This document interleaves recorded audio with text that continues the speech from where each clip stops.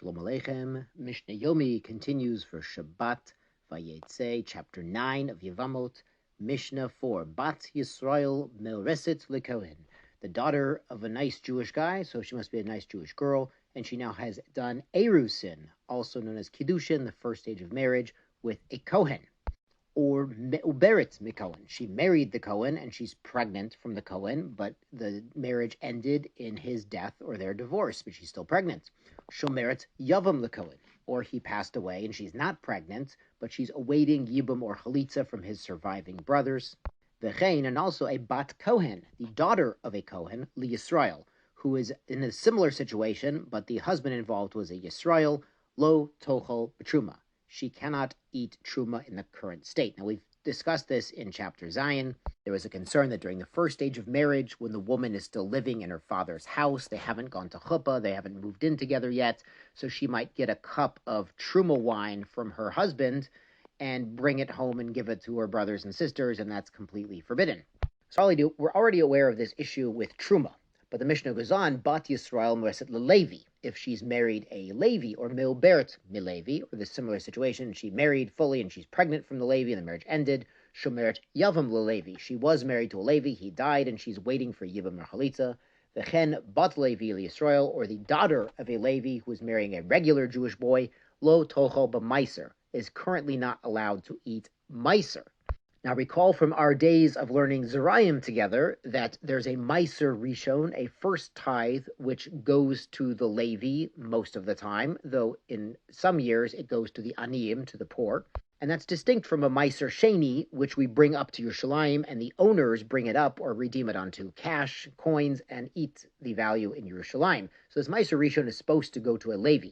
And just like there's a problem with giving truma to non-Kohanim, non-qualified family members in the household of a Kohen, so to the Maaser. Now, the Barnura points out this reflects the view of Rabbi Meir. Rabbi Meir says you cannot give Maaser Rishon to Zarim, to non-Leviim, but the other sages disagree, and the halacha is actually like the other sages. So, although Maaser Rishon belongs to the Leviim as a tribe, as a shevet, it's Mamon shevet, they have financial rights in it, but it's not specifically ritually forbidden for a non-Levi to eat it. So a Levi could give his Maaser Rishon to a non-Levi, according to the sages. This Mishnah is according to a Meir. And that's an important fact, because actually it came up, when Ezra came up from Bavel to rebuild the temple in Yerushalayim, not a lot of qualified Leviim came up. The Leviim kind of shirked the making Aliyah issue. A lot of Kohanim came, but not a lot of Leviim. So Ezra made a knas, made a penalty payment that Maaser Rishon should go to Kohanim instead of Levim. And he was allowed to do that because the halacha was like the sages. They give Maaser Rishon to someone else. But Tosfot there in the Gemara points out that that was probably only for that generation. So the Kohanim shouldn't be going and taking the Maaser of Levim nowadays. God willing, we're going to have a temple again soon, and Truma and Maaser and everything. So it's important to keep these things in mind.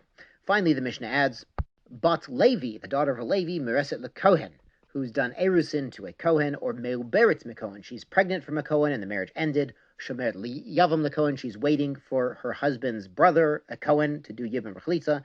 V'chen Bat Kohen LeLevi, or so too, the daughter of a Kohen marrying a Levi, or in one of these situations, Lo Tochel, Lo B'Truma, Lo B'Maiser. She can't eat Truma or Maaser. You might have thought, well, she should at least get one or the other. But no, but actually this is a gezerah. The Bartner explains from the Gemara that we're concerned that the gezerah is we can't give her truma or maaser if she comes to the threshing floor by herself. Why? Because we're worried that a girl was a Bat Yisrael. She used to be married to a Kohen or Levi, so they're used to giving her truma or maaser rishon, and now that marriage ended, she was divorced, so she's not entitled, but they're used to her showing up there, so they'll give her even without her husband. So the gezerah is she can't go and get maaser or truma without her husband, but if the husband's there, you could give her. Let's go on to Mishnah Hey, Mishnah 5. Bat Yisrael Shenisa Le Kohen, the daughter of a nice Jewish guy, marries a Kohen. Now, Niset is Lashon Nisuin, fully married after Chuppah. Tochel B'Truma, she can eat Truma, no problem. Met, what if her husband passes away? V'lo Hamenu Ben, but she had a son, her son the Kohen. Tochel B'Truma, she can still eat Truma through the merit of her son. This should sound familiar from chapter 7. Niset Levi, but what if she goes and marries a Levi? Tochel b'Maiser. Now during the marriage, she's able to eat Maaser Rishon. Met, if unfortunately the Levi passed away, v'lo hamena ben, but she has a son, Levi Jr., from him, tochel b'maiser. She can keep eating maiser through her son, the Levi. However, she is not allowed to eat truma once she marries the Levi.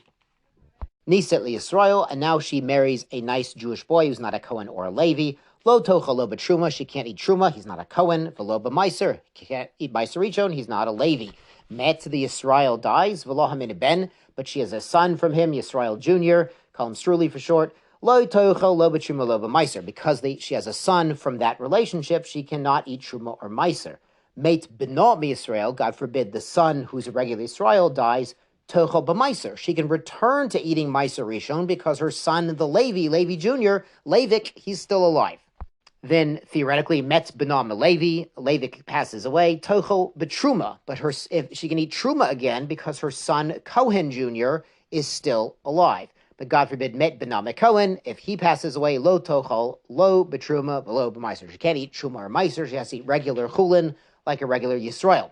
Now, this concept should be familiar from the very end of chapter 7. Recall the last Mishnah there was when a woman had a grandson who was a mamzer versus a grandson who was a Kohen Gadol, and the matzav was even a living grandson from a Kohanic relationship could entitle the grandmother to eat truma, or vice versa, could disqualify her if it's the grandson through a Yisrael.